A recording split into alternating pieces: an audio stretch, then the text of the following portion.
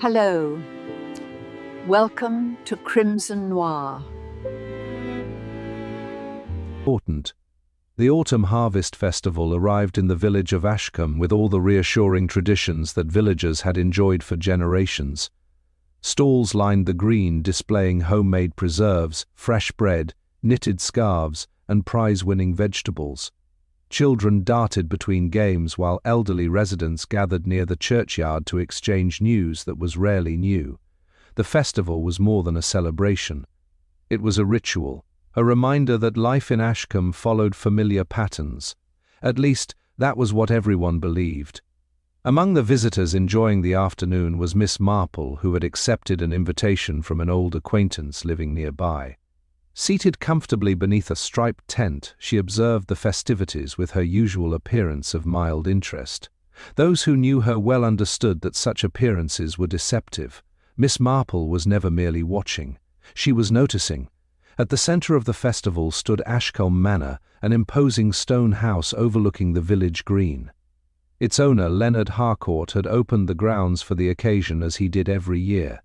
At 68, Leonard was one of the village's most respected residents. He was also one of its most secretive. People admired him. Some feared him. Few understood him. As guests wandered between stalls and exhibitions, Leonard moved through the crowd greeting visitors with practiced charm. He appeared relaxed and cheerful, though several observers noticed that he frequently checked his watch, as though waiting for something. Or someone. Miss Marple noticed as well.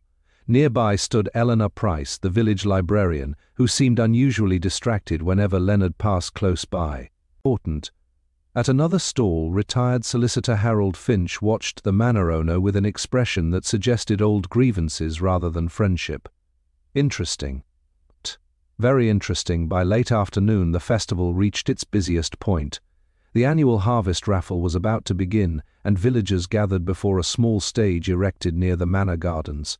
Leonard stepped forward to address the crowd. "My friends," he announced warmly, "thank you once again for making this festival such a success." Applause followed. Children cheered. Several villagers smiled. Then, quite unexpectedly, a stranger appeared. At least, that was how it seemed afterward. The man emerged from the edge of the crowd carrying a dark overcoat over one arm. He looked to be in his mid-50s, with neatly combed grey hair and an unremarkable face. Nothing about him stood out. Nothing at all. Yet several people noticed Leonard's reaction. For a brief moment, genuine alarm crossed his features. Then it disappeared. The stranger approached. The two men exchanged a few quiet words. No one overheard them. A minute later, Leonard resumed the raffle as though nothing had happened. But Miss Marple observed something curious. His smile no longer appeared natural.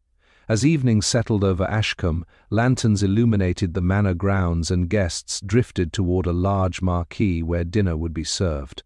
The stranger remained present. People saw him speaking to various guests. Several later recalled sharing brief conversations with him. Others remembered seeing him near the manor terrace. One woman distinctly remembered him standing beside the fountain. Yet remarkably, nobody seemed to know who he was. The matter attracted little attention at the time. Important. Village events often included visitors from neighboring communities. A single unfamiliar face was hardly remarkable. Dinner continued pleasantly. Music played. Conversations flowed. Then shortly after 9 o'clock, Leonard Harcourt excused himself and left the marquee. Again, several people noticed. No one thought much of it. Half an hour passed, then another. When Leonard failed to return, concern gradually began replacing curiosity. A servant was dispatched to look for him. Moments later, a scream echoed from the manor gardens. The music stopped instantly. Guests rushed outside. Lantern light flickered across frightened faces as villagers hurried toward a secluded pathway behind the rose gardens. There they found Leonard Harcourt lying beside an old stone wall. He was dead. A deep wound marked the side of his head. Shock rippled through the assembled crowd. Someone sent it to the police immediately. Others attempted to make sense of what had happened. Questions emerged. Theories followed. And amidst the confusion, one observation began spreading quietly through the crowd. People remembered seeing the stranger throughout the evening. People remembered speaking to him. People remembered standing beside him. Yet when anyone attempted to locate him after the murder, he was nowhere to be found. More troubling still, nobody could recall seeing him leave. Not a single witness. The stranger had simply vanished. Hours later, as police officers began interviewing guests and recording statements, Miss Marple sat quietly near the terrace and listened. Again and again she heard the same phrase, "I remember seeing him, but I don't remember him leaving." The words repeated endlessly. And with each repetition, Miss Marple became increasingly interested. Important, because human beings were generally very poor observers. They forgot details. They have confused faces. They overlooked important moments. But entire crowds did not usually remember a man appearing while simultaneously forgetting his departure. Something about that struck her as deeply peculiar. As the first interviews continued beneath the lantern-lit sky of Ashcombe Manor, Miss Marple folded her hands thoughtfully. Somewhere among the festival guests stood a killer. And somehow the most important person present that evening was also the one nobody seemed capable of remembering clearly. Important. The arrival of the police kept most festival guests at Ashcombe Manor long into the night. Inspector Gerald Whitmore, a calm and methodical investigator, arrived shortly before 10 o'clock and immediately began organizing witness statements. The scene behind the rose gardens offered few obvious answers. Leonard Harcourt had suffered a fatal blow to the head. There were signs of a brief struggle, but little else.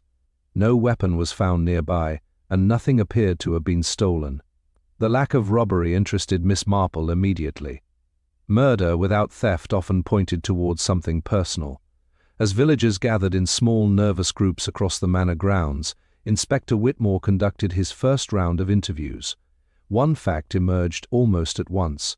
Nearly everyone remembered the mysterious stranger, yet nobody could identify him. "I spoke with him near the fountain," one woman insisted. "He asked about the village's history." Another guest nodded. "I remember him asking directions to the library." "He spoke to me as well," said a retired teacher.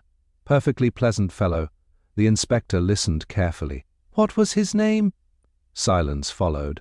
Nobody knew. The answer troubled him considerably. Miss Marple found it troubling too. A man remembered by dozens of people should have left a stronger impression. Instead, every description sounded strangely vague. Average height, grey hair, dark coat, ordinary face. It was as though the stranger had deliberately designed himself to be forgettable. Later that night, Inspector Whitmore interviewed Eleanor Price, the village librarian. "You knew Mr. Harcourt well?" "Yes." "How would you describe your relationship?" Eleanor hesitated. "We were friends." The pause did not escape the inspector. "Only friends?" "Important." She looked away. "Yes." "Interesting." "Very interesting." When questioned about the stranger, Eleanor appeared genuinely puzzled. "I saw him speaking with Leonard before dinner. Did they seem acquainted?" "I think so." "You think?" She frowned. Leonard looked surprised to see him. The inspector made a note. "A pleasant surprise?" "No." The answer came quickly. "Definitely not." A useful observation. Meanwhile, Harold Finch, the retired solicitor, proved equally interesting during questioning. His relationship with Leonard Harcourt appeared strained. "We disagreed occasionally," Harold admitted. "About what?" "Business." Inspector Whitmore raised an eyebrow. "What sort of business?" "Old matters." The inspector sighed quietly. Murder investigations always seemed filled with old matters. Harold offered little more. Yet Miss Marple noticed something curious. Whenever Leonard's financial affairs were mentioned, Harold became visibly uncomfortable. Not angry, not defensive, uncomfortable. The distinction mattered. Shortly after midnight, the inspector gathered several witnesses together to reconstruct the evening's timeline.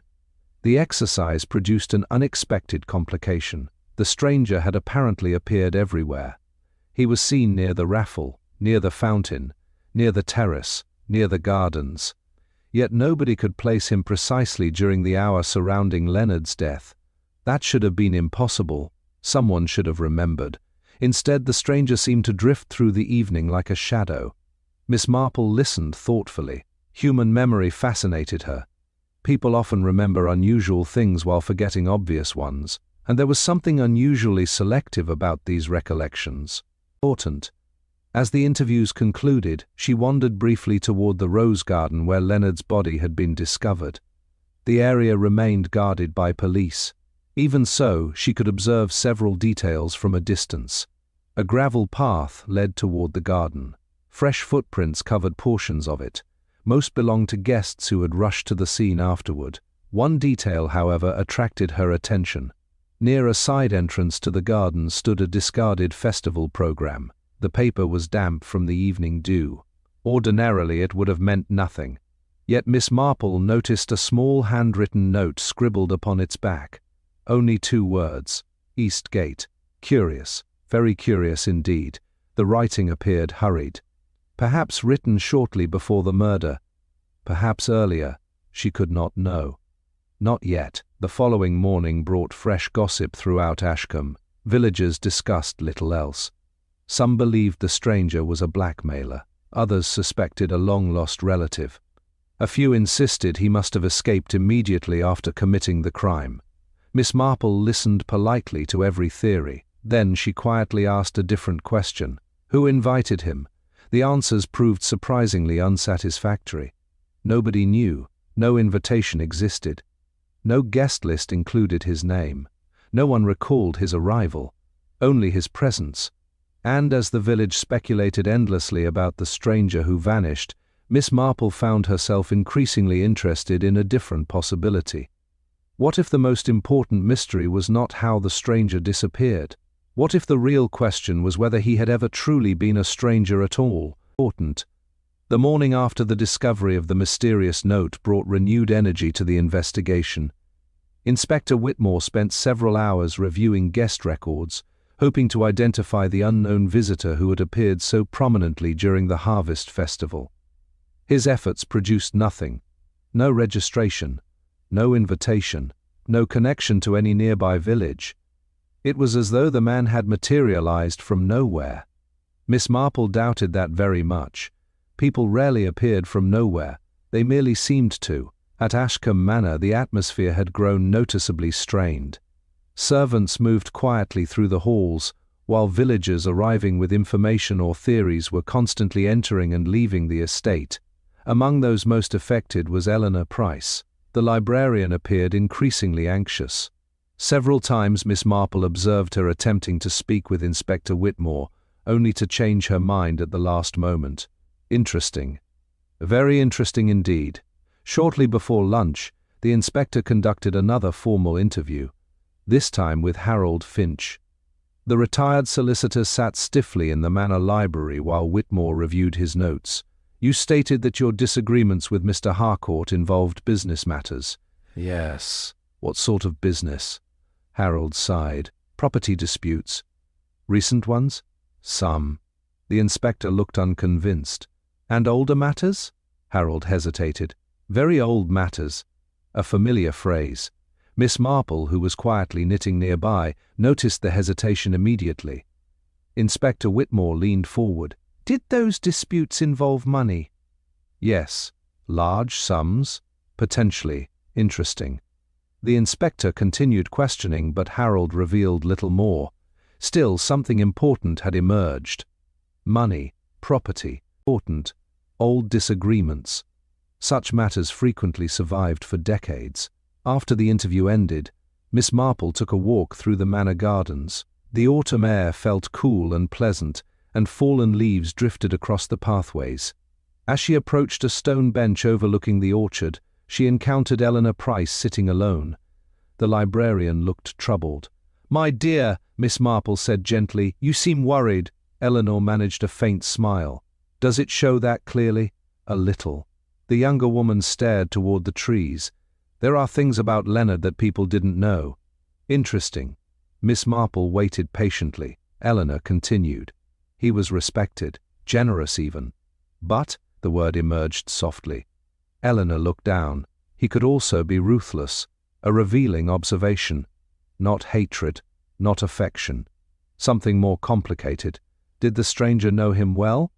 Miss Marple asked. The question produced an immediate reaction. A brief tightening around Eleanor's eyes. Yes, the answer came quietly. You're certain? I think so. Not quite certain, but close. Before she could elaborate, footsteps approached along the path. Eleanor immediately changed the subject, and the opportunity vanished. Another small piece added to the puzzle.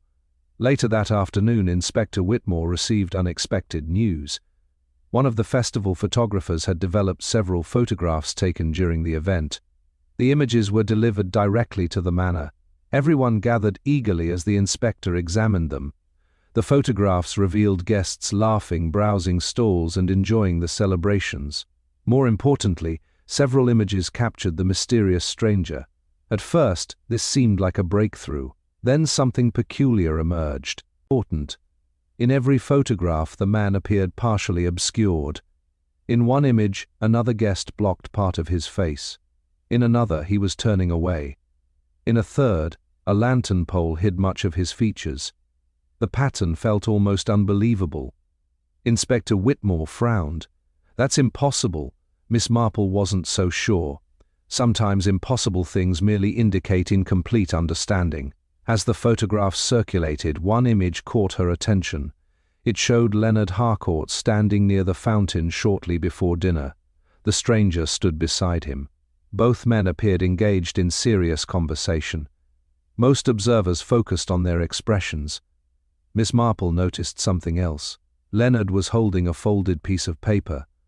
A paper bearing the same pale blue color as the festival program found near the rose garden. Interesting indeed. Very interesting.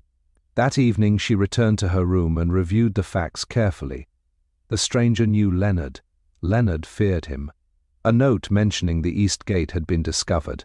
Old property disputes were resurfacing. And Eleanor Price appeared frightened by something she had not yet revealed. The pieces were beginning to connect.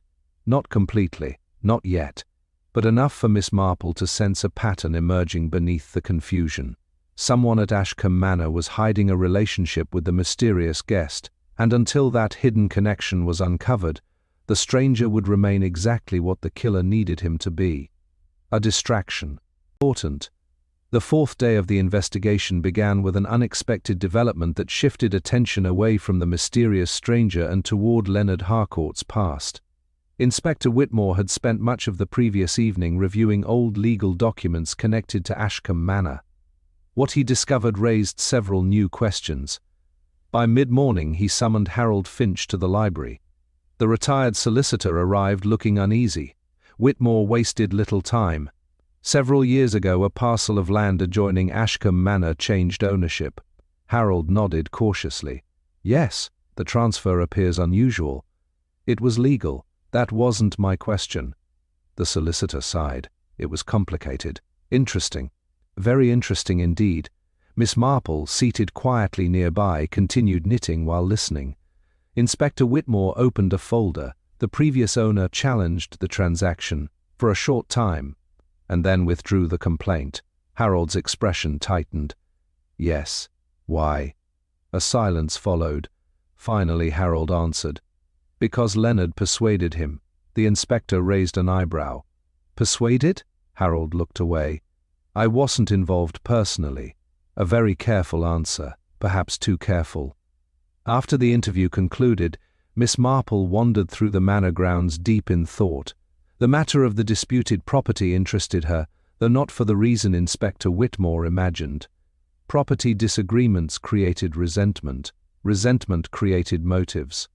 But motives alone did not explain the stranger, nor did they explain why so many people seemed reluctant to tell the whole truth. As she approached the orchard, she noticed Eleanor Price speaking with one of the servants. The conversation ended abruptly when Miss Marple appeared. Important. Another interesting reaction. The librarian seemed increasingly nervous with each passing day. That afternoon, a new witness came forward. His name was Peter Lawson, a local postman who had attended the Harvest Festival. Unlike many guests, he remembered something specific about the stranger. I saw him near the East Gate.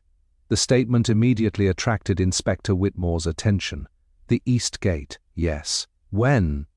About 20 minutes before dinner. Interesting indeed. The inspector leaned forward. Was he alone? Peter hesitated. No. Who was with him? The postman frowned. I couldn't see clearly. But I think it was a woman. A murmur spread through the room. Once again a woman appeared at a crucial point in the timeline. Inspector Whitmore glanced toward Eleanor Price almost instinctively. The librarian noticed. Her face lost color immediately. Miss Marple observed the reaction carefully. Fear, genuine fear. Not necessarily guilt, but fear nonetheless. The interview continued, though Peter could provide little additional detail. Even so, the information proved valuable. The mysterious note found near the rose garden had mentioned the East Gate. Now the stranger had been seen there shortly before Leonard's death. The connection could not be ignored. Later that evening, Miss Marple requested permission to examine the festival photographs once more. Inspector Whitmore agreed. Together they spread the images across a large table in the drawing room. Most appeared ordinary. Guests laugh. Children playing games. Villagers browsing stalls. Yet one photograph captured Miss Marple's attention immediately. It had been taken near the orchard. The stranger appeared in the background, almost hidden, almost unnoticed, but not entirely important. Standing beside him was a woman. The image was blurred. Her face could not be clearly identified. Even so, something about her posture seemed familiar. Miss Marple studied the photograph for several minutes. Then she smiled faintly. Very interesting. Inspector Whitmore noticed. You've seen something? Possibly. What? Miss Marple shook her head gently. Not enough yet. The inspector sighed. He had become accustomed to such answers. That night brought another surprise. While reviewing Leonard Harcourt's personal correspondence, police officers discovered a recently received letter. The envelope bore no return address. The contents were brief. Meet me at the East Gate. We must settle this at last. No signature appeared. No explanation. Nothing else. The letter immediately became the most important piece of evidence in the case. Inspector Whitmore believed it might have been written by the stranger. Perhaps he was right. Perhaps not. Miss Marple found herself interested in a different possibility. The wording felt personal, not threatening, not hostile, familiar. As though the writer expected Leonard to understand exactly what was being discussed. Before retiring for the evening, she reviewed the growing list of facts. The stranger knew Leonard. Someone met him near the East Gate. A woman had likely been involved. Old property disputes had resurfaced, and a mysterious letter suggested unfinished business stretching back many years. The pieces were drawing closer together. Yet one detail continued troubling her. Everyone kept treating the stranger as though he were the center of the mystery. But the more Miss Marple considered the matter, the less convinced she became. Important. Because sometimes the most visible figure in a murder investigation existed for a very simple reason: to prevent people from noticing someone else. Important. By the fifth day, the investigation had begun to divide the village into opposing camps. Some residents were convinced the mysterious stranger had murdered Leonard Harcourt and escaped before anyone noticed. Others believed someone within Ashcombe had used the stranger as a convenient scapegoat. Inspector Whitmore found himself caught between the two possibilities. Both seemed plausible. Neither felt complete. That morning he arranged another round of interviews, focusing on guests who had attended the harvest dinner. If the stranger had remained inside the marquee for any significant period, someone might remember a useful detail. Most recollections proved frustratingly vague. He seemed pleasant, very polite, quite ordinary. The same descriptions appeared again and again. Miss Marple found the repetition fascinating. Human beings rarely described one another in identical ways unless they were relying on impressions rather than observations. People remembered how the stranger made them feel. They did not remember who he actually was. That distinction mattered. Shortly before noon, Eleanor Price requested a private meeting with Inspector Whitmore. The conversation lasted nearly an hour. When she emerged, her face looked pale and exhausted. The inspector appeared thoughtful. Naturally, Miss Marple became curious. Later that afternoon, Whitmore shared part of the discussion. Miss Price admits she knew the stranger. That revelation immediately transformed the investigation. His name? Miss Marple asked. She claims she doesn't know it. Interesting. Very interesting indeed. She recognized him, however. The inspector continued. Apparently she had seen him visiting Leonard several months ago. And never mentioned this before? She was afraid. Important. Miss Marple nodded. Fear often explains silence more effectively than guilt. What was the nature of these visits? Whitmore frowned. She doesn't know. Leonard kept them private.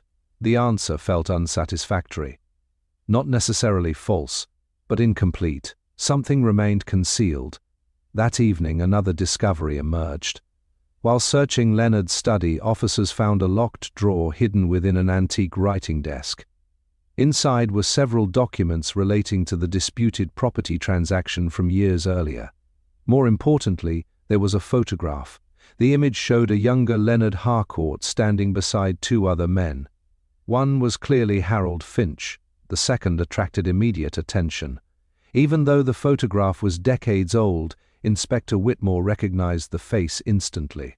It was a mysterious stranger, or at least a much younger version of him. The discovery electrified the investigation. At last, proof existed that Leonard had known the stranger for many years. The question was why. Inspector Whitmore immediately showed the photograph to Harold Finch. The solicitor's reaction proved dramatic. His face was drained of color. For several seconds he simply stared. "You recognize him," Whitmore said. Harold closed his eyes. "Yes." "Who is he?" A long silence followed. Finally Harold answered. "His name is Daniel Mercer." The room became still. At last the stranger had a name. Inspector Whitmore leaned forward. "Tell me about him." Harold hesitated. "Years ago, Daniel owned the land involved in the dispute." Interesting indeed. The pieces shifted slightly. The disputed property, the old letter, the unexpected appearance at the festival. Everything now connected directly to Daniel Mercer. "Where is he now?" Whitmore asked. "I don't know." "Important. Have you seen him recently?" "Tant. No." The answer sounded truthful, yet Harold still appeared uneasy. As though revealing Daniel's identity had created new dangers rather than resolved old ones. That evening Miss Marple sat quietly in the manor library reviewing the facts once again. Daniel Mercer had lost property under questionable circumstances. He had known Leonard for decades. He had returned unexpectedly, and Leonard had clearly feared him. The obvious conclusion was simple, too simple. A wronged man returns seeking revenge, a confrontation occurs, a murder follows. The story fit neatly, perhaps a little too neatly. Miss Marple disliked neat solutions that arrived before the final pieces of a puzzle. Her thoughts were interrupted by Margaret Hughes, Leonard's longtime housekeeper. The older woman appeared troubled. "Miss Marple." "Yes, my dear. There is something I've remembered. Interesting. Go on." Margaret twisted her hands nervously. "The afternoon before the festival, I overheard Leonard speaking on the telephone." "What did he say?" "He seemed frightened." Miss Marple looked up. "Frightened?" "Yes." Margaret swallowed. "I heard him say, 'If you come here, everything will come out.'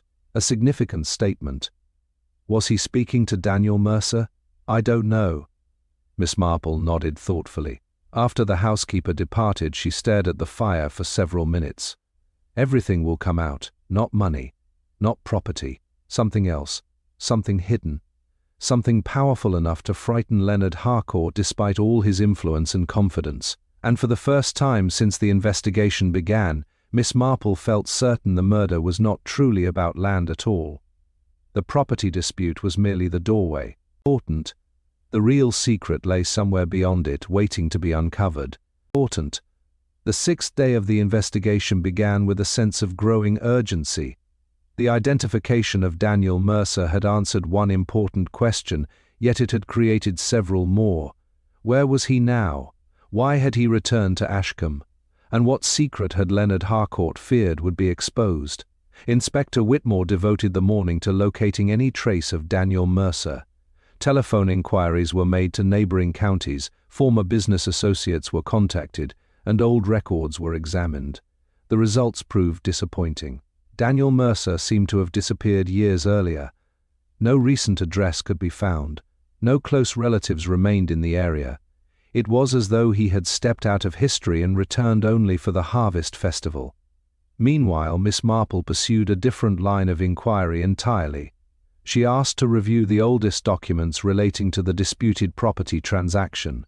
Harold Finch reluctantly assisted. The retired solicitor looked increasingly uncomfortable whenever the subject arose. Together they examined contracts, letters, maps, and legal records dating back more than 20 years. Most appeared ordinary. One document did not. Miss Marple noticed it almost immediately. A witness signature had been added several weeks after the rest of the paperwork. Interesting. Very interesting indeed. She said nothing at first. Instead, she asked a seemingly innocent question. "My dear Mr. Finch, was it common practice to add witness signatures afterward?" Harold froze. Only for a second, but it was enough. "No," he admitted quietly. "No, not usually." The answer lingered in the air. Miss Marple merely nodded and continued examining the papers. That afternoon brought another development. Important. A local innkeeper contacted the police after seeing a newspaper report about the investigation. He claimed a man matching Daniel Mercer's description had stayed at his establishment 3 nights before the harvest festival. Inspector Whitmore immediately visited the inn. The description matched perfectly. More importantly, the innkeeper remembered something else. The guest had not been alone. "He met someone here," the innkeeper explained. "A man or woman? A woman." Again, the mysterious woman appeared once more. Inspector Whitmore leaned forward. "Did you recognize her?" The innkeeper hesitated. "I think she came from Ashcombe." "Who was she?" "I couldn't say." Frustrating. Very frustrating. Yet the pattern was becoming impossible to ignore. The stranger had met a woman before the festival. He had apparently met a woman near the East Gate, and someone had worked very hard to conceal that relationship. Later that evening, Eleanor Price received an unexpected visitor. Miss Marple happened to be walking near the village library when she observed Harold Finch entering the building. The visit lasted nearly 40 minutes. When Harold emerged, he looked deeply troubled. Even more troubling was Eleanor's appearance afterward. She seemed frightened, not worried, not anxious, frightened. Miss Marple filed the observation away carefully. Fear often appeared when a person believed events were slipping beyond their control. That night, Inspector Whitmore gathered several individuals for another review of the timeline. This time, attention focused on the final hour before Leonard's death. Witnesses described movements throughout the manor grounds, conversations, departures, arrivals. Most details remained confusing. Then one statement changed everything. Important. A gardener named Thomas Red recalled seeing someone leave the rose garden shortly before Leonard's body was discovered. "Who?" the inspector asked. Thomas frowned. "I couldn't see clearly. Man or woman?" "A woman." The room fell silent. Again, always a woman. "What happened next?" Whitmore asked. "She walked toward the orchard." "Alone?" Thomas hesitated. "Yes." "Are you certain?" "I think so. Not certainty, but enough to matter." After the meeting concluded, Miss Marple sat alone in the drawing room considering everything she had learned. Daniel Mercer was clearly important, yet increasingly she suspected he was not the killer. Something about the evidence felt wrong. The stranger's presence was too visible, too obvious, almost as though someone wanted investigators to focus entirely upon him. Her thoughts returned to the witness signature added after the property transaction, to Harold Finch's discomfort, to Eleanor's fear, to the repeated appearance of an unidentified woman. Then another thought occurred to her, a very small thought, the kind many people would dismiss instantly. Yet Miss Marple never ignored such thoughts, because human beings rarely change their habits. And if the same woman kept appearing at every crucial moment in the story, then perhaps the real mystery was not identifying Daniel Mercer. Perhaps the real mystery was understanding why someone in Ashcombe had been so desperate to keep him silent. As midnight approached, Miss Marple closed her notebook and smiled faintly. The pieces were moving into place. Not enough for certainty, but enough for suspicion. And in her experience, suspicion built upon human behavior often proved far more reliable than any physical evidence. Important.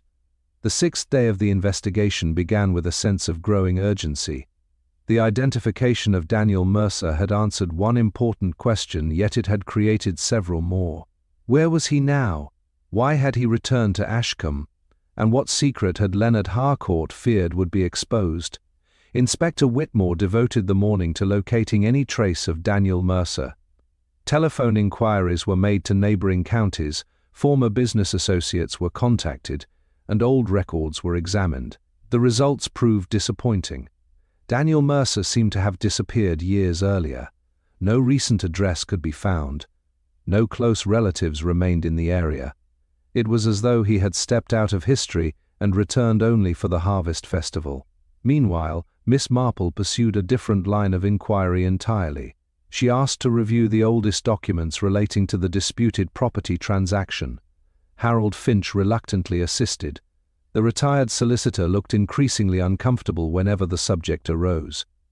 Together they examined contracts, letters, maps, and legal records dating back more than 20 years. Most appeared ordinary. One document did not. Miss Marple noticed it almost immediately. A witness signature had been added several weeks after the rest of the paperwork. Interesting. Very interesting indeed. She said nothing at first. Instead, she asked a seemingly innocent question. "My dear Mr. Finch, was it common practice to add witness signatures afterward?" Harold froze. Only for a second, but it was enough. "No," he admitted quietly. "No, not usually." The answer lingered in the air. Miss Marple merely nodded and continued examining the papers. That afternoon brought another development. Important. A local innkeeper contacted the police after seeing a newspaper report about the investigation. He claimed a man matching Daniel Mercer's description had stayed at his establishment 3 nights before the harvest festival. Inspector Whitmore immediately visited the inn. The description matched perfectly. More importantly, the innkeeper remembered something else. The guest had not been alone.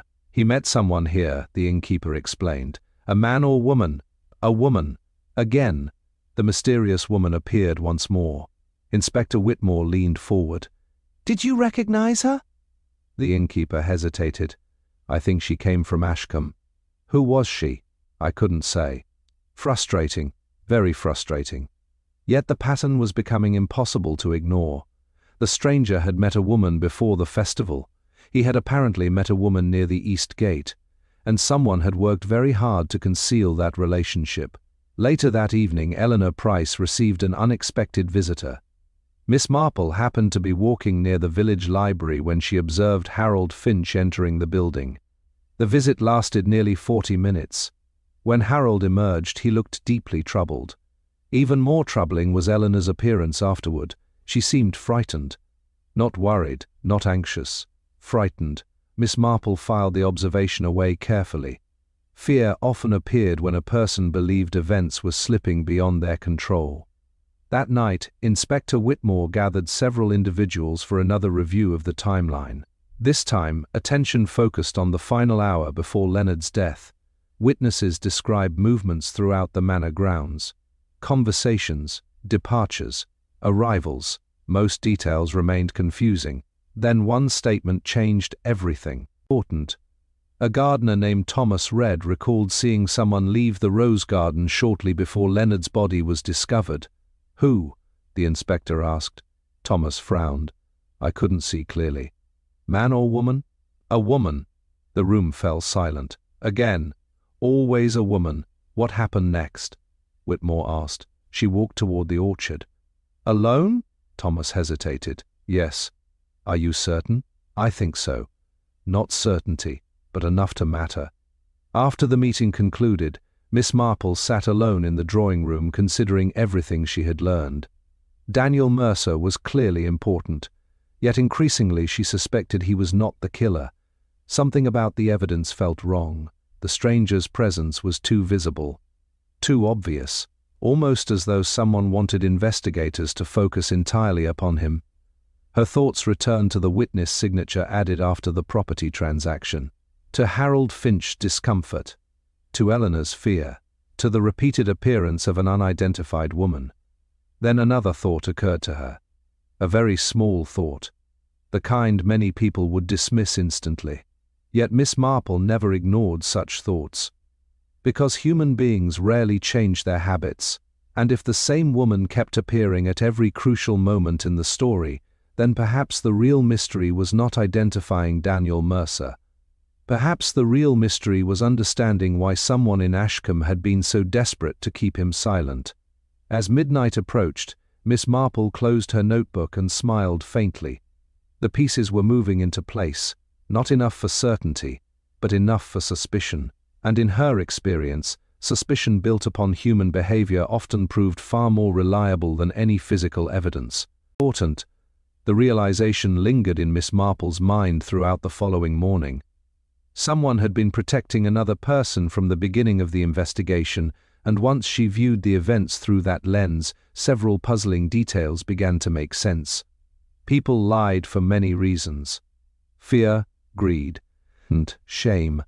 But protective lies possessed a different character. They were usually incomplete rather than entirely false. The liar revealed just enough truth to remain believable while carefully concealing one crucial fact. Eleanor Price had done precisely that. So had Harold Finch. Perhaps for different reasons, perhaps not. Inspector Whitmore, meanwhile, continued pursuing a more direct approach. He arranged for Daniel Mercer's background to be investigated more thoroughly and spent much of the day reviewing older records connected to Ashcombe Manor. By afternoon, another significant discovery emerged. A box of documents had been found in a neglected storage room above the manor's stables. Most were routine financial records. One file was not. The folder contained correspondence dating back more than 20 years. Several letters referred to the disputed land transaction. More importantly, one mentioned Elizabeth Mercer by name. When Inspector Whitmore shared the information with Miss Marple, she examined the letter carefully. The contents were revealing. Elizabeth Mercer had apparently opposed the sale from the beginning. She believed certain details had been deliberately concealed. Interesting, very interesting indeed. What happened after she objected? Miss Marple asked. Whitmore frowned. The correspondence simply stops, which in itself was curious. Disputes rarely vanished so neatly. That evening Harold Finch was summoned once again. Important. The retired solicitor looked exhausted. The strain of maintaining old secrets was beginning to show. Inspector Whitmore placed the newly discovered letter before him. "You knew about this?" Harold stared at the document. "Yes." "You never mentioned it?" "No." "Why?" The older man closed his eyes briefly. "Because it would only cause pain." Miss Marple listened carefully. Pain. Not embarrassment, not a scandal. Pain. Another useful distinction. Did Elizabeth Mercer discover something? Miss Marple asked quietly. Harold looked toward her. For several seconds he remained silent. Then he nodded. Yes. The room became still. What did she discover? Whitmore demanded. Harold shook his head. I cannot say. The answer frustrated the inspector. But Miss Marple noticed something else. Harold seemed genuinely distressed, not by the investigation, by the memory itself. Later that night, Miss Marple took a solitary walk through the manor grounds. The air had grown colder, and a faint mist drifted across the gardens where Leonard Harcourt had taken his final walk. As she approached the old fountain, she heard footsteps. Turning, she found Eleanor Price standing nearby. The librarian appeared anxious. "I've been looking for you," Eleanor said. "My dear, there is something you should know." Miss Marple waited patiently. Eleanor hesitated. Then she spoke. "The night before the festival, Daniel Mercer came to see me. That admission changed everything." "You met him?" "Yes." "Why?" "He asked for help." "Interesting indeed. What kind of help?" "He wanted to speak with Leonard." Miss Marple remained silent.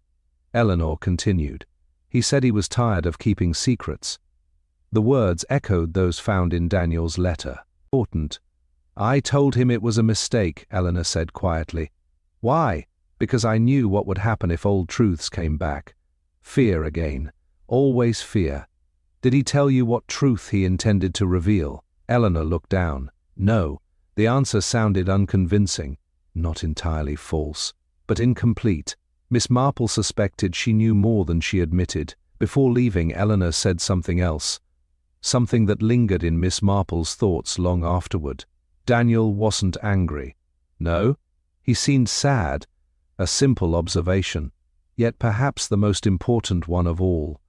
Because sad men rarely traveled across counties to commit violent murder. They traveled to seek closure, or justice. As midnight approached, Miss Marple sat beside her window reviewing every piece of the puzzle. Daniel Mercer had returned carrying knowledge from the past.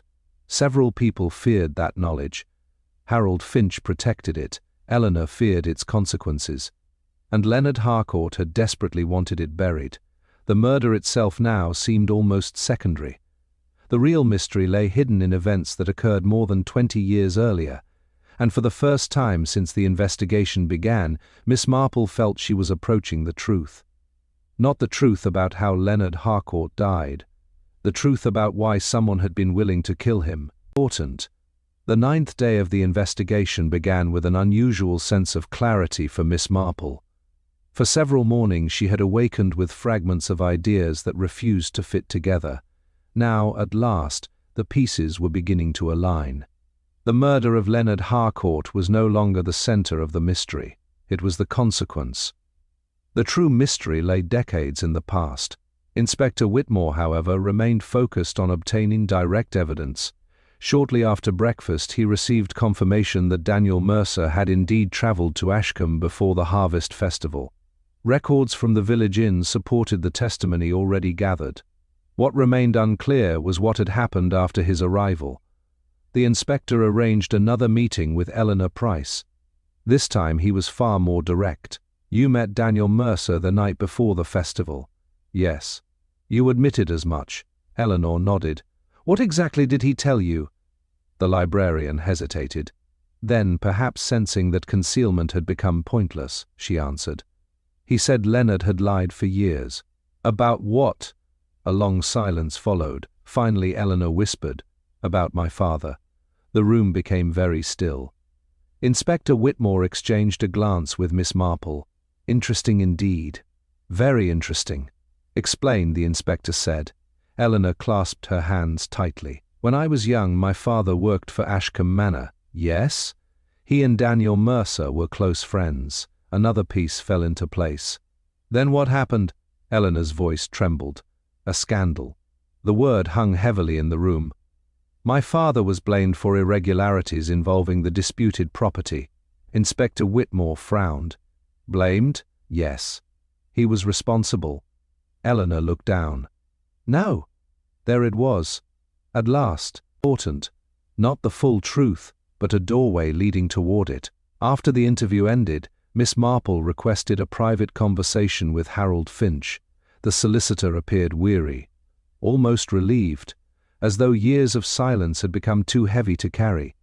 "My dear Mr. Finch," Miss Marple began gently, "Eleanor's father was innocent, wasn't he?" Harold closed his eyes. "Yes." The answer came instantly. Who was truly responsible? For several moments he remained silent, then he spoke. "Leonard," Miss Marple nodded slowly.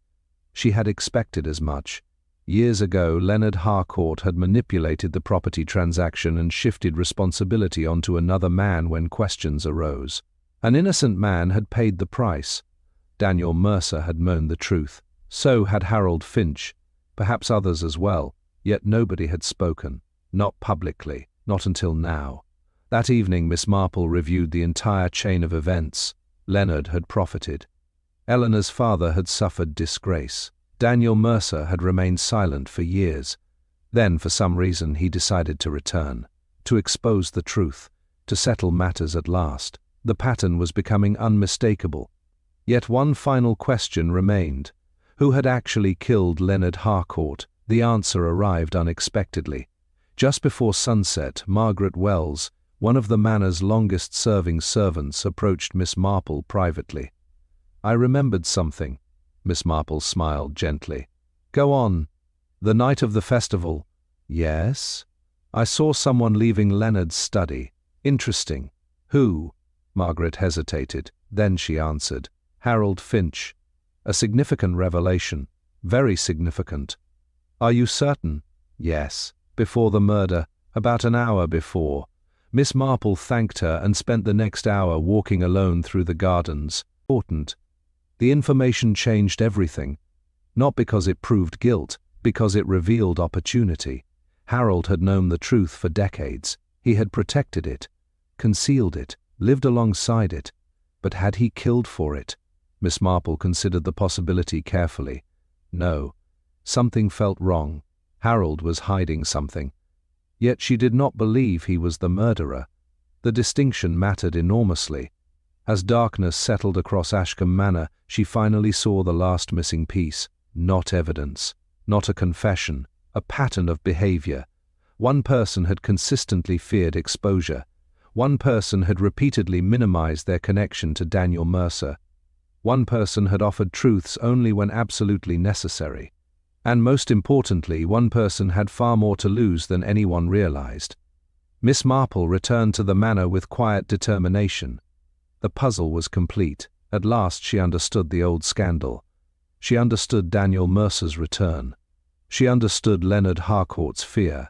And she knew exactly who had struck the fatal blow in the rose garden. All that remained was proving it. And for that, she intended to gather everyone together one final time. Important.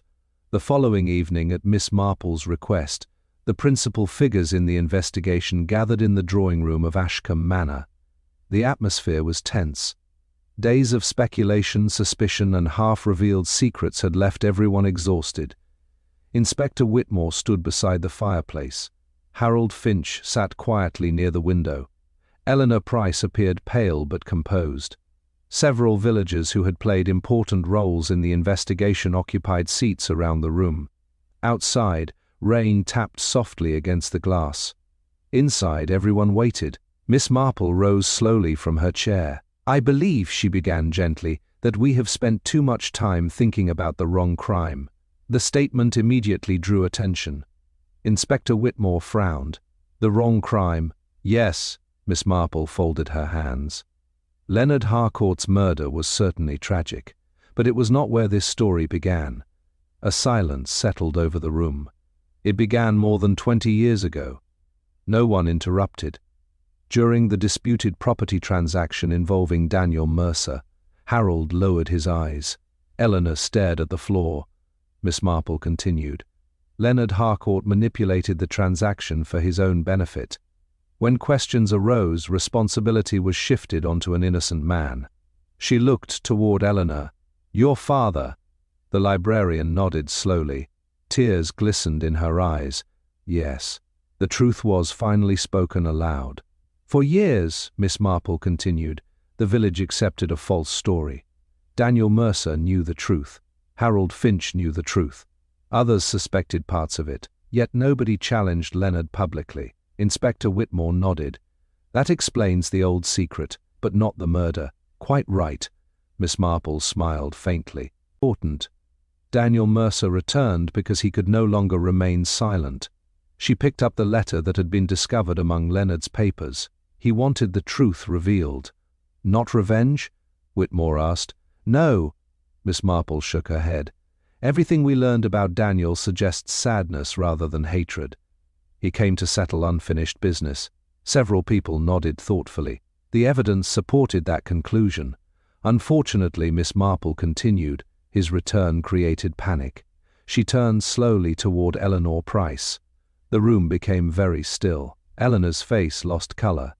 "You feared what Daniel might reveal." A long silence followed. "Yes," Eleanor whispered. "Not because it would harm your father's reputation," Miss Marple said gently. "Quite the opposite." Inspector Whitmore stared. "What do you mean?" Miss Marple looked around the room. Eleanor discovered years ago that her father had been innocent. No one spoke. She also discovered that Leonard Harcourt knew it. Eleanor closed her eyes, and he did nothing. The bitterness in her voice was unmistakable. Miss Marple nodded softly. "No." He allowed an innocent man's reputation to remain destroyed. Tears rolled down Eleanor's cheeks. For years my father suffered, she whispered. People avoided him. They mocked him. They blamed him. The room remained silent. And when Daniel returned? Miss Marple asked. Eleanor looked down. I met him before the festival. We know. He told me he intended to confront Leonard publicly. Inspector Whitmore stepped forward. And then? For several moments Eleanor said nothing. Finally she answered. I went to see Leonard. The confession hung heavily in the air. I wanted him to admit the truth. Her voice trembled. He refused. Nobody moved. Important. He said the past should remain buried. Tears continued falling. He said it no longer mattered. The room seemed frozen. We argued near the rose garden. Miss Marple remained silent. I lost my temper. The words emerged almost as a whisper. I picked up a stone ornament from the garden wall. Inspector Whitmore's expression hardened. And struck him? Eleanor nodded. Once, only once, but it had been enough. A terrible silence followed. No one appeared shocked, only saddened. The years of injustice suddenly made the tragedy understandable, though no less tragic. After several moments, Inspector Whitmore approached her quietly. Eleanor offered no resistance. Before leaving the room, she looked toward Miss Marple. I never meant to kill him. I know, my dear, Miss Marple replied softly. When Eleanor had been escorted away, the drawing-room remained silent for a long time. Finally, Harold Finch spoke. All those years? Miss Marple nodded. Yes, human nature, she reflected, possessed a remarkable capacity for silence.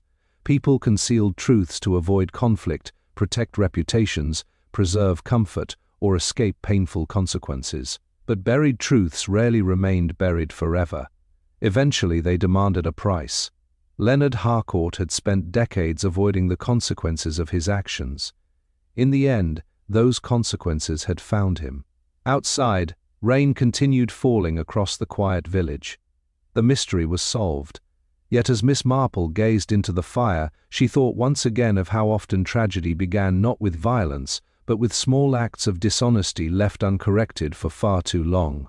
And in Ashcombe, that had been the deadliest secret of all.